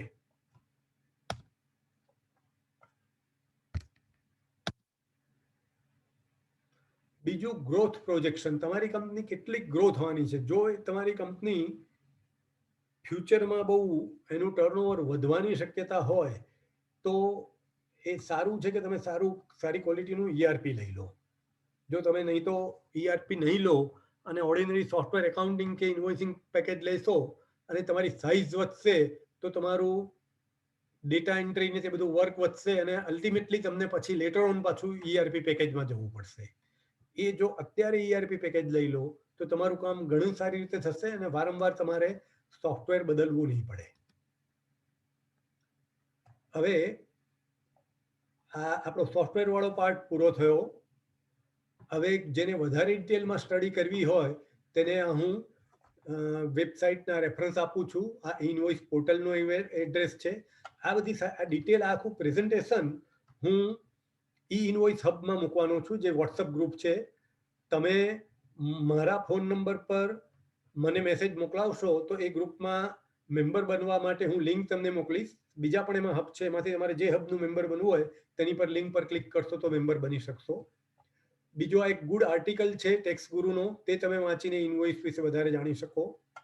આ એક ત્રીજો આર્ટિકલ છે A to Z ઓફ ઇનવોઇસિંગ, તેની પણ લિંક આપી છે. આની પર ક્લિક કરશો તો એ આર્ટિકલ ઓપન થશે. અને તમારે જો લીગલ ઇન્ફોર્મેશનમાં ડિટેલમાં જવું હોય, GST કન્સલ્ટન્ટ હોય તેમને માટે કામનું છે, તો આ બધા નોટિફિકેશન છે, તે નોટિફિકેશન તમે ડિટેલમાં વાંચી શકો અને તમે જે પર્ટિક્યુલર કંપનીમાં વર્ક કરો છો તેને ઇનવોઇસિંગ એપ્લિકેબલ છે કે નહીં તે ડિસાઇડ કરવું હોય તો તેમાં નોટિફિકેશન હેલ્પફુલ થશે. પછી એક્ટમાં જે રૂલ છે તે કયા કયા રૂલમાં ઇનવોઇસની ડિટેલ આવે છે તે આ છે. હવે આપણું આ સેશન ઇનવોઇસનું પૂરું થયું. બિફોર ધેટ ડાયનેમિક QR કોડમાં જો તમને ઇન્ટરેસ્ટ હોય તો તે હું વધારે ડિટેલમાં લઈ શકું. તો dynamic QR code are similar to e-invoice, but there are certain differences. તો અને એ B2C એટલે કે એવા કસ્ટમરને માલ વેચીએ જેમાં એમની પાસે GSTIN નંબર ન હોય, ડાયરેક્ટ કન્ઝ્યુમરને માલ વેચીએ તેને માટે એપ્લિકેબલ છે. તો તેની ડિટેલમાં તમને ઇન્ટરેસ્ટ હોય તો બતાવું. પણ તે પહેલા આ જે પાર્ટ પૂરો થયો સોફ્ટવેરને લગતો, એમાં કોઈ ક્વેશ્ચન છે? કોઈને કોઈ ક્વેશ્ચન? હા બોલો સાહેબ. આમાં આપણે સર્વિસીસ રેન્ડર કરતી હોય, હા, હેલ્થ કેર યુનિટ છે, હા, હોસ્પિટલ છે, હા, એ લોકોનું છે ટર્નઓવર 100 કરોડ ઉપર જવાનું હોય, જતું હોય, હા, લાસ્ટ 3 યર્સનું 100 કરોડ ઉપર જતું હોય, હા, તો પરિસ્થિતિ શું થવાની એમના માટે? એ લોકોની જે મેડિસિન સપ્લાયર તો ઘણું ખરું હશે જ, એ લોકોનો ઇનવોઇસ તો લેવા જ પડશે સપ્લાયર પાસેથી. પણ એને પોતાના પેશન્ટને તો સર્વિસીસના જ ઇનવોઇસ બને છે અને એના જે ગુડ્સના જે બિલો બને છે એ તો કોઈ સ્ક્રેપ વે સેલ થયું હોય એટલા પૂરતા જ બિલો બનતા હોય. પણ એનું ટર્નઓવર 100 કરોડ ઉપર હોય તો શું પરિસ્થિતિ થવાની? આપણે સ્ટ્રિક્ટલી લીગલ સિચ્યુએશન પ્રમાણે જઈએ તો સર્વિસીસને પણ જે એક્ઝામ સર્વિસીસ નથી, એ એક્ઝામ સર્વિસ ના હોય એટલે કે ટેક્સેબલ સર્વિસ હોય તો તેને પણ ઇનવોઇસ એપ્લિકેબલ છે. હવે અમુક સર્વિસીસ એક્ઝામ સર્વિસીસ છે, જો એ ઓનલી એક્ઝામ સર્વિસીસ પ્રોવાઈડ કરતા હોય અને એક પણ ટેક્સેબલ B2B ઇનવોઇસ નહીં બનાવતા હોય તો એમને invoice will not be applicable. પણ ઇવન એક પણ ઇનવોઇસ એ B2B બનાવે તો એમને પછી ઇનવોઇસ વિલ બી એપ્લિકેબલ. કારણ સ્ક્રેપનું સેલ થાય ને એટલે સાહેબ એ તો એમને B2B થવાનું જ. હા, એટલે એ કેસમાં એમને પછી ઇનવોઇસ બનાવવું પડે. Yes, it is little difficult situation કે એક બે ઇનવોઇસ માટે એમણે ઇનવોઇસ કરવું. ગવર્મેન્ટ એવા જે કેસ છે એમાં ગવર્મેન્ટે એક્સેલ બેઝ ટૂલ આપેલું છે, એમાં ઇનવોઇસ બનાવી શકાય. એમને સોફ્ટવેર પરચેસ ન કરવું હોય એ બરાબર છે, સોફ્ટવેરનો પ્રશ્ન નથી આવતો, પ્રશ્ન એપ્લિકેબિલિટી અગત્યની વસ્તુ છે. હા, એપ્લિકેબલ તો છે જ. એક ઇનવોઇસ પણ જો B2B બનાવે તો એને એપ્લિકેબલ છે. ઓકે. કારણ શું છે કે એને સાહેબ એસેટ તો સ્ક્રેપનું સેલ તો ઘણું ઓછું થાય, હા પણ એક્ઝામ સેલ ઘણું છે હા એટલે registration compulsory it has become mandatory. હા એટલે એવા થોડા નાના ટ્રાન્ઝેક્શન માટે પણ એમને રજીસ્ટ્રેશન લઈ રિટર્ન ફાઇલિંગ આખી બધી પ્રોસિજર તો કરવી જ પડે. હા હા હવે યસ તો જે પરચેજ કરશે મેડિસિન કે જે કઈ આઈટમો પરચેજ કરશે હા એ સપ્લાયરોનું તો ટર્નઓવર ઘણું ઊંચું હોવાનું છે, કારણ they are supplying to so many hospitals. હા એટલે એ લોકોનું ટર્નઓવર તો 100 કરોડ ને 500 કરોડ ઉપર કદાચ જાય. હા તો in that case we have to C કે એ ઇનવોઇસ ઉપર જ પરચેજ થાય. હા હા એ બધાનું તો જ્યાં જ્યાં ઇનવોઇસ એપ્લિકેબલ હોય ત્યાં હા, તો જો પ્રોપર તમને વેલિડ ઇનવોઇસ મળે તો ઓટોમેટિક ક્રેડિટ મળી જવાની છે. એ સાહેબ હોસ્પિટલના કિસ્સામાં ક્રેડિટનો પ્રશ્ન નથી આવતો, કારણ ક્રેડિટ તો મળતી જ નથી હોસ્પિટલ. અચ્છા, જો ઓનલી એક્ઝેમ્પ્ટ ગુડ સેલ્સ કરતા હોય તો હા ક્રેડિટ નહીં મળે એમને, બરોબર છે. હા, એટલે એમને ખાલી સ્ક્રેપ સેલ્સ ના હિસાબે જ રજીસ્ટ્રેશન લીધું છે અને એપ્લિકેશન થાય છે, બાકી તો services are totally exempt. GST medical services ઉપર તો જીએસટી છે જ નહીં. બરોબર. એટલે આમ એક્ઝેમ્પ્ટ છે, પણ પેલી જે ટર્નઓવરની ડેફિનેશન આપી છે એમાં એક્ઝેમ્પ્ટ ટર્નઓવર ઇન્ક્લુડ કર્યું છે, એના હિસાબે એ લોકોને રજીસ્ટ્રેશનના રિટર્ન ફાઇલિંગના કમ્પ્લાયન્સ કરવા પડે. ઓકે, એક કામ કરું અને હવે કિસ્સામાં એવું બનશે ને કે હવે જે કઈ પેલા જે સ્ક્રેપ સેલ્સના નાની અમાઉન્ટના બિલો બને તો પણ એ લોકોને તો ઈ ઇનવોઇસ જ બનાવવા પડશે. હા, ઇનવોઇસ બનાવવા પડશે. યસ, ધેટ ઇઝ એવું રાઈટ. થવાનું ને એમ. ભલે અમાઉન્ટ નાની હોય, ટર્નઓવર થોડું હોય, પણ એક્ઝેમ્પ ટર્નઓવર લેતા તો એનું ટર્નઓવર વધી જ જવાનું. યસ. એટલે એ ઇનવોઇસ બનાવવા પડશે અને જે પરચેજ થાય એમાં પણ they will have to C કે ઇનવોઇસ ચેક કરીએ. હા, હવે આમાં એક આપણે બીજું કરીએ. દર રવિવારે હું ક્વેશ્ચન આન્સર સેશન રાખું છું. ઓકે. એ ઇંગ્લિશમાં હોય છે અને એમાં there are experts from all over India. I mean, there are 4-5 different experts coming. I'll put up hospital question in that. Okay. અને let them say what they have to say. Mostly તો મને એવું લાગે છે કે applicable હશે થશે એવું મને લાગે છે, પણ લેટ અસ સી કંઈક જો ગવર્મેન્ટે કંઈક સોલ્યુશન આપ્યું હોય હોસ્પિટલ માટે કે એવા બીજા ઘણા બધા એવા હશે જેમનું એક્ઝામ સેલ મેજર પોર્શન હોય અને નોન એક્ઝામ સેલ બહુ નેગ્લિજિબલ હોય, તો એવા કેસમાં કઈ છૂટ આપી છે કે નહીં ગવર્મેન્ટે તે આપણે પૂછી જોઈએ એમને. તો આ ક્વેશ્ચન હું એમાં મૂકીશ અને આ રવિવારે 11 વાગે there will be session on which that question will be discussed. Okay very good. તમારે જોઈન કરવું હોય તો કરી શકો. અને તમે જો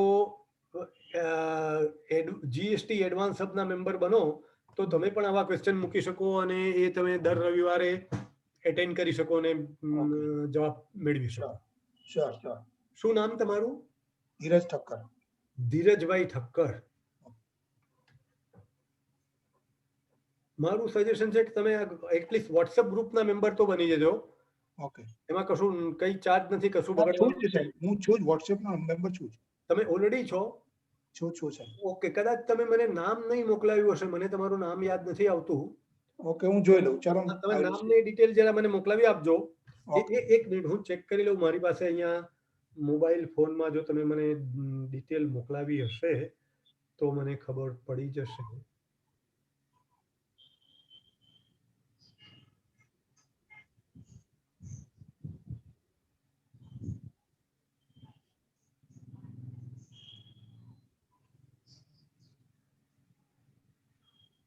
એનીવે સાહેબ, તમને એ નંબર તમે આપ્યો છે ને, મને નંબર ઉપર મોકલી આપો. મારી ફરી મોકલી આપો. હા, તમને ડિટેલ મોકલી આપો. ઓકે. મારી પાસે ધીરજભાઈ ઠક્કર જેવું કઈ નામ દેખાતું નથી. હું મોકલી આપું. તમે તમારા નંબર તમે મને બતાવ્યો ને હમણાં શરૂમાં, તમે નંબર બતાવ્યો એ નંબર ઉપર મોકલી આપો. ઓકે. Thank you. સતીશભાઈ, સેમ થિંગ સહકારી પદ પેઢી હોય જેની ઇન્ટરેસ્ટ ઇન્કમ ટોટલી એક્ઝેમ્પ્ટેડ હોય, હાર્ડલી એની ઇન્કમ $1-2 લાખ માટે નંબર લીધેલો હોય, ટર્નઓવર 100 કરોડની ઉપર હોય, એ લોકોને પણ સેમ પ્રોબ્લેમ થવાનો છે હોસ્પિટલ જેવો. કઈ ટાઈપની ઓર્ગેનાઇઝેશનની વાત કરી? કોઓપરેટિવ સોસાયટી આપણે પદ પેઢી હોય ને બધી. કોઓપરેટિવ સોસાયટી પણ શું બિઝનેસ આપણે પદ પેઢી કહેવાય, આપણે નિધિ ફંડ ને મ્યુચ્યુઅલ આપણે જે કહેવાય આપણે ફાઇનાન્સ નું. હા, એ જે લોન આપે એને લોન નું ઇન્ટરેસ્ટ એક્ઝેમ્પ્ટેડ માં આવે છે. હા બરોબર છે. ટર્નઓવર બહુ મોટું હોય છે તો નહીં cooperative banking society service fund પેથી કહેવાય આપણે એમને. એ પૂરું એક્ઝામ છે. હા, પણ એના જે લાખ 2 લાખ બીજા અમુક સેલ કરતા હોય છે ગોલ્ડ ઓર્નામેન્ટ થી માંડીને. બીજા સેલ એ ટેક્સેબલ. હા, એટલે એના માટે નંબર લીધેલો હોય છે. ટેક્સેબલ હોય તો તેની માટે ઈ ઇનવોઇસ બનાવવા પડે. હા, અને જો અહીંયા કોઈ ટેક્સ કન્સલ્ટન્ટ હોય તો તેમને માટે એક સારી ઓપોર્ચ્યુનિટી છે. આવા ઇનવોઇસ કઈ રીતે બનાવવા, ગવર્મેન્ટ એક્સેલ બેઝ ટૂલ આપ્યું છે. તેમાં એ ઇનવોઇસ બનાવતા શીખી લેવાનું અને એ પાર્ટીને શીખવી દઈએ તો એમણે પછી સોફ્ટવેર પરચેસ નહીં કરવું પડે. બરાબર. 5-10 બિલ ખાલી બનતા હોય જો આ ટાઈપના ટેક્સ, Correct. તો એ એક્સેલ બેઝ ટૂલ છે તેમાં ડિટેલ બધી એન્ટર કરી દો તો એ JSON માં કન્વર્ટ થઈને વેલિડ ઇનવોઇસ બની જાય. એટલે ગવર્મેન્ટે આપ્યું છે આપણે એક્સેલ બેઝ ટૂલ. હા, એ આપણે સેકન્ડ સેશનમાં એક્સેલ બેઝ ટૂલ ડિટેલમાં સમજાવવાનું છું હું. Okay, fine. એટલે એ સમજીને એનો ઉપયોગ કરીએ તો એમને માટે બહુ વધારે ખર્ચો નહીં કરવો પડે. બરાબર. પણ એ થોડું શીખવું પડશે, શીખવામાં થોડો ટાઈમ લાગશે. હા, એ તો R&D કરવું જ પડે આપણે શરૂઆતમાં. પહેલા થોડુંક ટ્રાયલ એન્ડ એરર કરવું પડશે. એમાં I will show you how to make beginning. પછી થોડું ટાઈમ સ્પેન્ડ કરીને તમારે વધારે ડિટેલમાં જવાનું રહેશે. બરાબર. ઓકે, બીજો કોઈ ક્વેશ્ચન?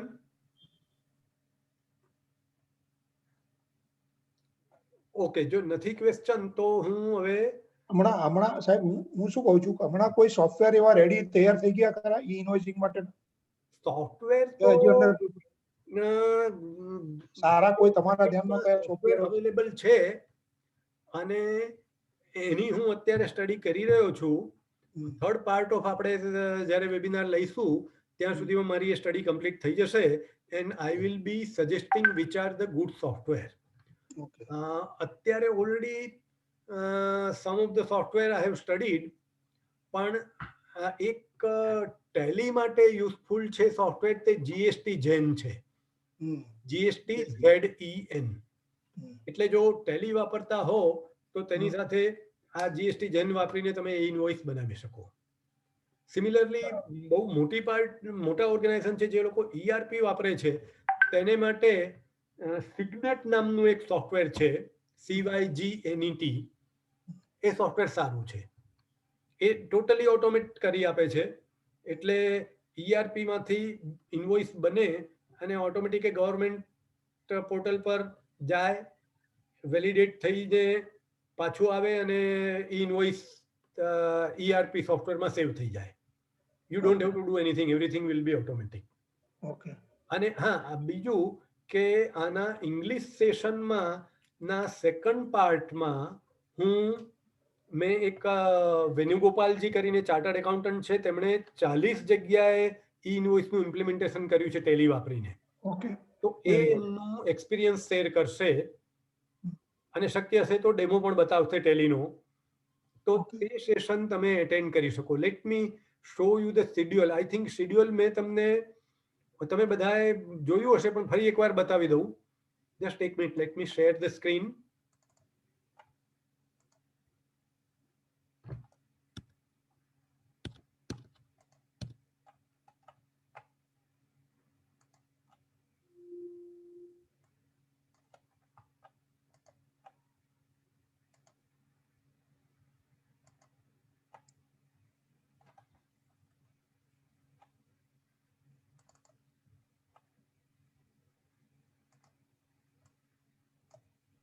આ ઇંગ્લિશનું સેશન છે. આ ફર્સ્ટ પાર્ટ અત્યારે જે મેં ગુજરાતીમાં સમજાવ્યો તે જ પાર્ટ ઇંગ્લિશમાં 21મી તારીખે સેટરડે સમજાવીશ અને 22મી તારીખે there will be second part wherein I will show portal working અને પછી CA Venugopalji he will be explaining you about the GST જેન અને ટેલી સોફ્ટવેર વાપરીને કઈ રીતે ઇનવોઇસ બનાવવું. એટલે આ રીતે I am trying to just 1 minute I will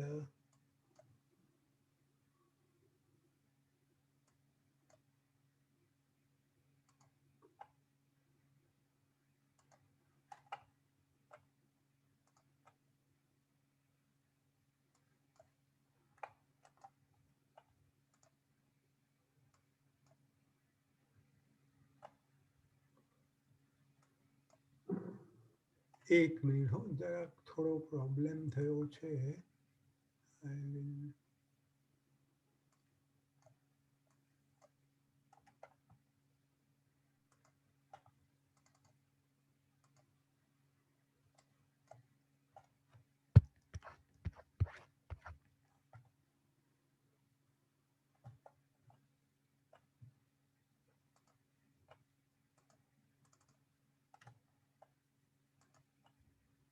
હા, તો એ I'll be showing you એ સેશન જો તમે એટેન્ડ કરો, તમે ઇંગ્લિશ જો સમજી શકો એમ હો તો એ સેશન એટેન્ડ કરવા જેવું રહેશે.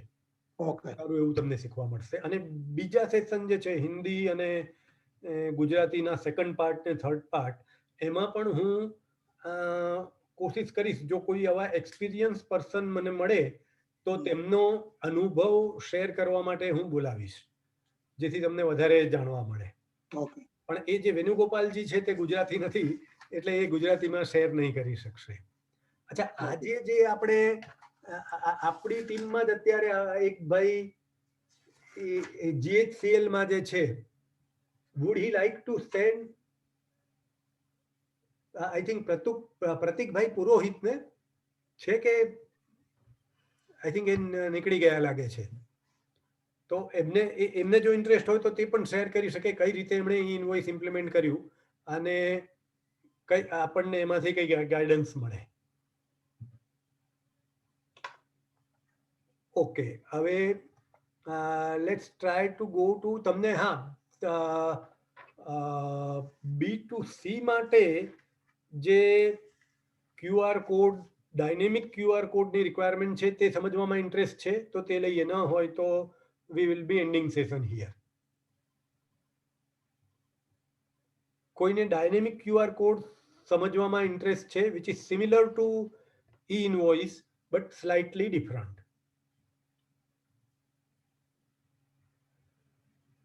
હા જરૂર, વાંધો નથી.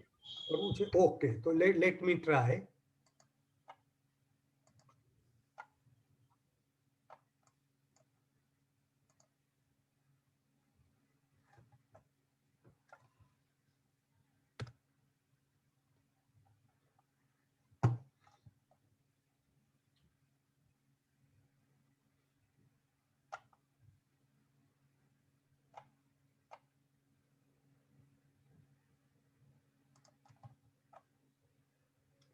એક મિનિટ હો, જરા એપ્લિકેશન 1 મિનિટ. હા, ઓકે, વિલ કન્ટિન્યુ.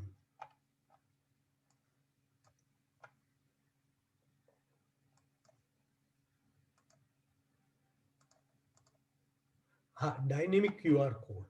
હવે અત્યારે આપણે જે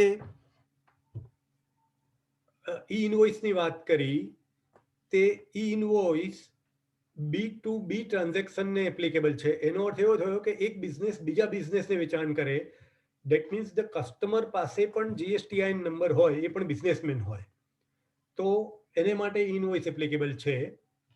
એને બદલે જો B2C ટ્રાન્ઝેક્શન હોય, દેટ મીન્સ કસ્ટમર પાસે GSTIN નંબર નથી, એ બિઝનેસ નથી, ફાઇનલ કન્ઝ્યુમર છે, તો તે કેસમાં 1 ડિસેમ્બરથી ડાયનેમિક QR કોડ એપ્લિકેબલ છે જો સપ્લાયરનું ટર્નઓવર 500 કરોડ કરતાં વધારે હોય.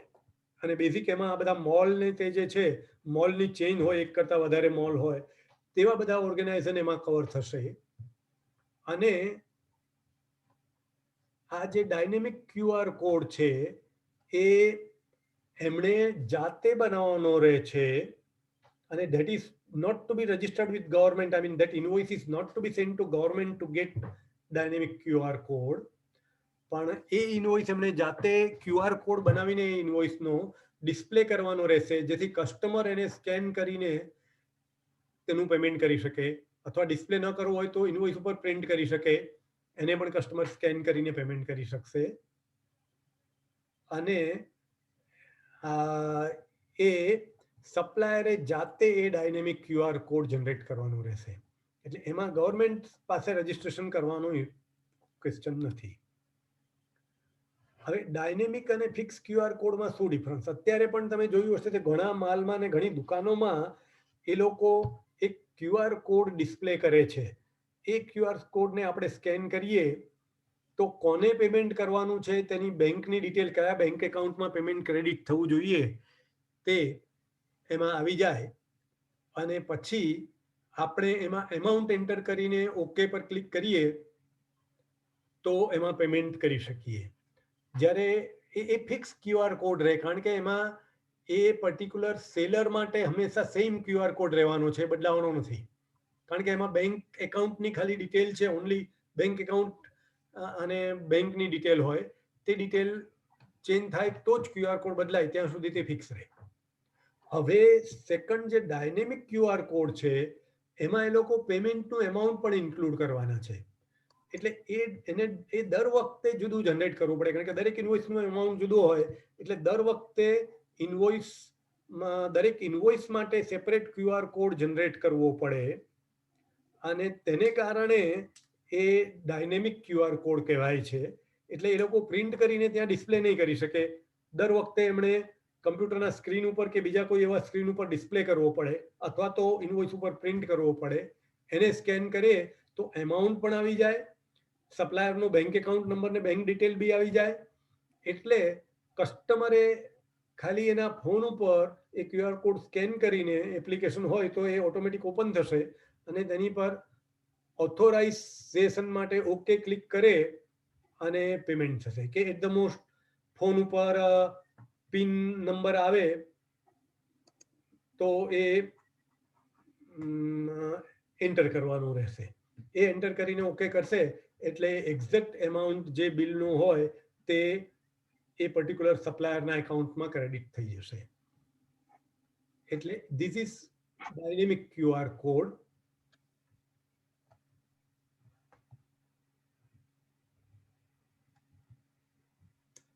અને આ આપણે ઓલરેડી ડિસ્કસ કર્યું કે એમાં પેમેન્ટનું એમાઉન્ટ પણ ઇન્ક્લુડેડ હશે. એ સેપરેટ જનરેટ કરવો પડશે દરેક ટ્રાન્ઝેક્શન માટે અને કસ્ટમર ઇઝીલી એને કારણે પેમેન્ટ કરી શકશે. એને એમાઉન્ટ એન્ટર નહીં કરવું પડે. That will be one major difference. હવે આ ક્યુઆર કોડ માટે કોઈને જીએસટીના લોમાં ડિટેલ સ્ટડી કરવી હોય તો આ બે નોટિફિકેશન છે અને આ એનું વેબ પેજ એડ્રેસ છે. અને આ આપણો વેબિનાર પૂરો થયો. હવે આ જસ્ટ લીગલ નોટિસ છે કે અમે અમારી રીતે બને એટલી એક્યુરેટ ઇન્ફોર્મેશન આપવાની કોશિશ કરીએ છીએ, પણ આ બધી ઇન્ફોર્મેશન તમને ફૂલ્લી એપ્લિકેબલ ના પણ હોય. એટલે તમે તમારી બિઝનેસને શું એપ્લિકેબલ છે તેને ડેપ્થમાં સ્ટડી કરીને પછી જ આગળ સ્ટેપ લેવા જોઈએ. એવું નહીં કરો તો કંઈ પણ તમને નુકસાન થાય તો તેને માટે we don't take any responsibility. એને માટે અમે કોઈ જવાબદારી નથી લેતા. વિથ ધીસ આ મારો વેબિનાર પૂરો થયો. મારો ફોન નંબર તમે નોટ કરી લેજો, 9825231592. આ અહીંયા દેખાય છે. ફરીથી બોલું છું, 9825231592. અને તમને આ ડાયનેમિક ક્યુઆર કોડ કે ઇનવોઇસ વિશે કંઈ પણ સવાલ હોય તો મને તમે ફોન ઉપર વાત કરી શકશો. અહીંયા ઈમેલ એડ્રેસ પણ આપ્યું છે, shm958@hotmail.com.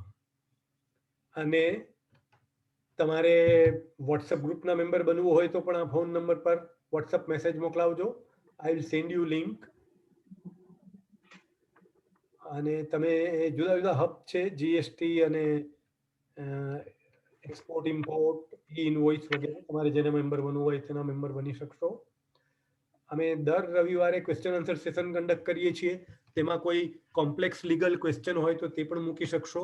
તેનો પણ તમને એક કરતા વધારે એક્સપર્ટ પાસેથી આન્સર મળશે. એટલે આ ડિટેલ નોટ કરી લેજો, ફોન નંબર.